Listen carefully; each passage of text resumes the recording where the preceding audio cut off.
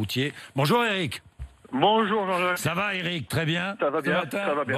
Bon. Alors le foot, vous dites le foot pro. Alors le foot amateur a arrêté et le foot pro doit reprendre. Enfin, doit reprendre. S'il Pour peut une fois, reprendre. je suis pas d'accord avec vous. Pour une fois, je suis pas d'accord avec vous. Alors dites-moi pourquoi, Eric. Pourquoi? Dites-moi. Parce que pourtant, vous voyez, moi je suis supporter d'un club qui risque rien à ne pas reprendre. Je suis supporter du PSG depuis 43 ans. Ah bah ça, c'est s'il y a un club, mais c'est pas le seul. Hein. Je vais vous expliquer après la situation. Mais par contre, il y a des clubs qui sont en danger financièrement parce que les droits télé pour l'instant sont suspendus. Il va y avoir des partenaires financiers, des publicitaires qui vont pas honorer jusqu'à la fin parce que le championnat n'aura pas été jusqu'à la fin. Donc tout ça, ça va faire. Et il y a un truc qu'il faut surtout pas oublier cette année, c'est que le football change de diffuseur. On passe des droits télé à plus d'1 milliard d'euros. Donc moralité de l'histoire, si vous êtes 13e, si vous êtes 17e ou si vous êtes 5e, mais la moindre place va coûter des milliers d'euros. Eric, et les clubs français ont besoin de cet argent, oui. Je peux vous donner les informations? Alors, oui. Je vais vous les donner. Écoutez bien, parce que c'est important.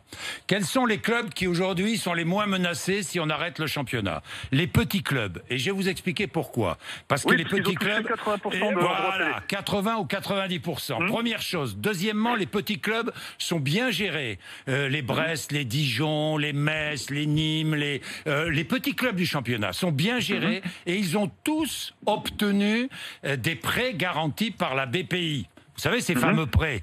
Donc, ils sont tranquilles financièrement pendant plusieurs mois.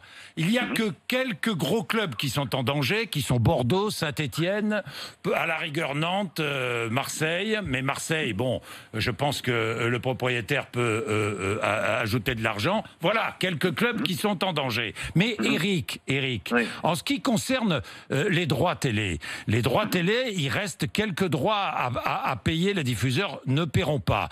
Je ne suis pas certain que les diffuseurs paient pour des matchs à huis clos dans des stades. Bon, ça c'est une chose.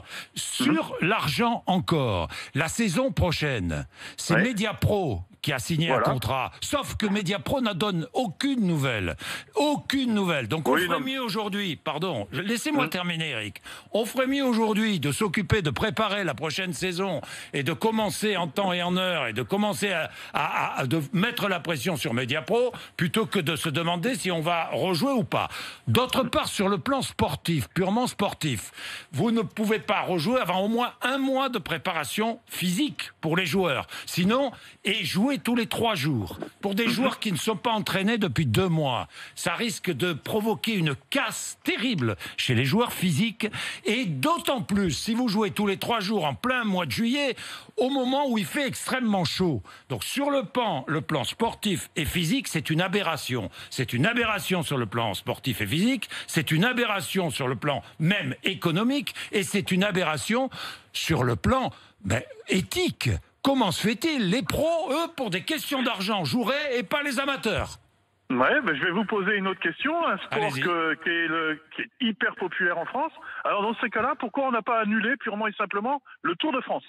Le Tour de France a été reporté au mois de... oui, mais nous, on va pas reporter la saison 19-20 à la saison 20-21. Au niveau des calendriers, vous pourrez pas. Et l'idée de Christophe Dugarry, elle est complètement à côté de la plaque. L'UEFA, et tout à l'heure, vous avez dit quelque chose qui n'est plus d'actualité au jour d'aujourd'hui. Le championnat belge n'est pas fini. L'UEFA les a sommés de finir leur championnat, sinon ils n'auront pas accès aux Coupes d'Europe. Oui, écoutez, nous allons attendre ce que dit l'UEFA dans 10 jours. De toute manière, ce n'est ni l'UEFA ni la Ligue qui décide, c'est la situation sanitaire qui décide. Et j'espère d'ailleurs que c'est la première raison qui va conduire le foot professionnel à stopper. Bien, il est 6h31. Pardon Eric, la machine à café, je vais prendre Nicolas.